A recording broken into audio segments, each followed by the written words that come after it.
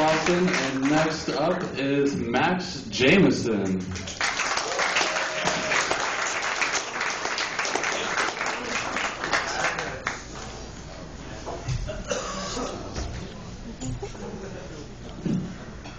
Sorry, I know it's a stand-up comedy, but I'm really lazy. Oh man, that walk up here just kills.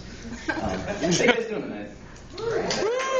Oh wow, no, sorry, I just learned something amazing. If I wear this hat and I tilt it down like this, I can see your faces. It's never happened before. It's a great moment for me. Quick applaud. Thank you. Here's to that. Anybody toast me on that? You know, learning new things. Yeah? Yeah? We good? All right. Cheers. And you know, it's Sunday night. We're all going to go to work tomorrow. So here's to going to work in the morning.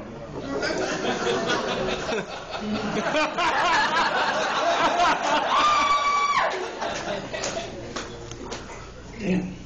Sorry, I've been out of college too long. It's back in the day they would have slapped you for that. So no, here's the thing though. Like, I also think it's a little bit weird that he works at a youth center. Just say it like it is. Mostly because I work with a youth ministry downtown. I actually do a lot of good works with my time. I actually work at the largest daytime homeless shelter in Dayton. It's called the Metro Library. Have you heard of it? They want to steal a bunch of your money right now. You've probably heard of them. They, you know, actually, I shouldn't say that. I'll get fired. They want you to give them their money. That's it. But I don't know. If you don't believe that it is a homeless shelter, you should go there sometime. It's amazing. It's like you walk in the door. It's like Dayton just scraped its shoes and shoved it into the building. And I'm not saying that I have a problem with homeless people. I have a problem with those homeless people. They're assholes.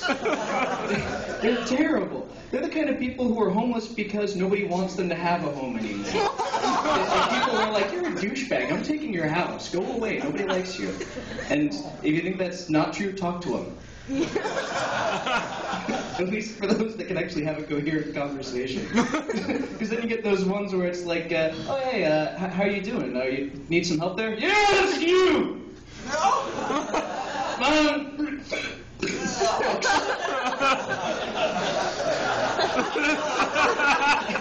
Sorry, I don't know where that's at in the Dewey Decimal System, sir.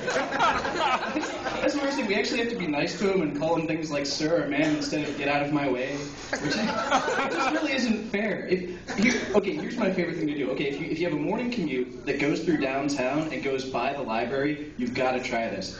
Just drive past the library just before they open, and you'll see a crowd of like 30 people just waiting to get in because it's warm in there.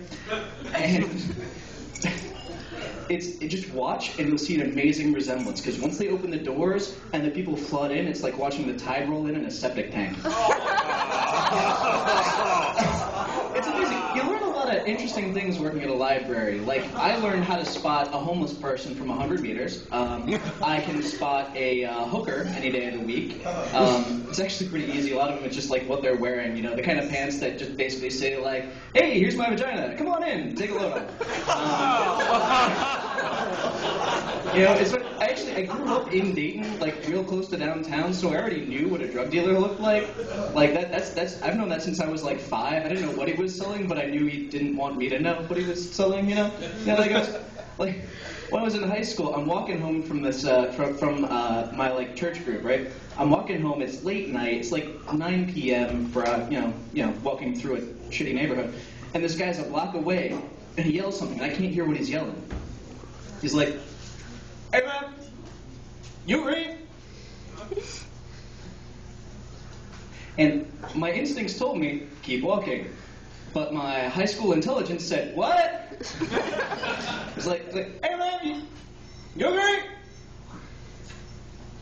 So I just stood there and let him come closer, and I'm like, what? He's like, "You green." Am I green? Yeah.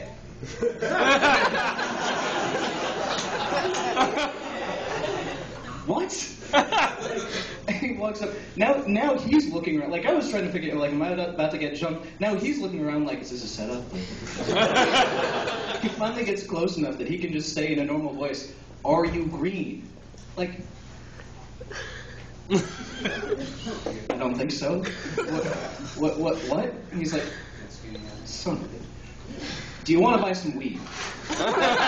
Do you want to buy some weed? That's it, kid. And I'm like, oh, no, thank you.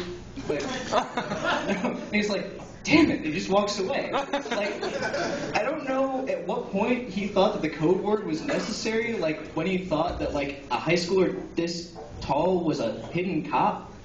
Like, you know, I mean, I had a puberty stash. You can't fake those. You can try by like gluing some eyelashes to your lip, but that doesn't work very well. I don't know what he was thinking. I like big bagged cereal. You know, the kind that doesn't have a box. It's not a good transition, I know. Just work with me. I like the cereal that doesn't have a box. Not because I'm cheap. Okay, I'm cheap. But not because I'm environmentally friendly. Fuck that. I'm lazy. It's because I don't need another fucking step between me and breakfast. That's not okay. I'm way too lazy for that. I don't even like having to take my pants off to pee in the morning. Which, you don't want to know the details on that one. No, it's one of those things like back in college we used to get that stuff, and the Fruit Loops will turn your shit green. I swear, it's like bright green, unless you've been drinking a lot, in which case it's camo colors, because your shit's just trying to fly out of you as fast as it can, like it's ashamed of you. And it's funny because it's like mixture of green and brown, like it's camouflage, like it's even trying to hide from you, like your shit doesn't want to be associated with your drunken ass. Okay, alright, bring the next comedian to the stage. Unfortunately, I can't remember his name. I know his middle name is George, though, so you should probably tell them what your name is, dude. I'm sorry, man. It's difficult. Let's see.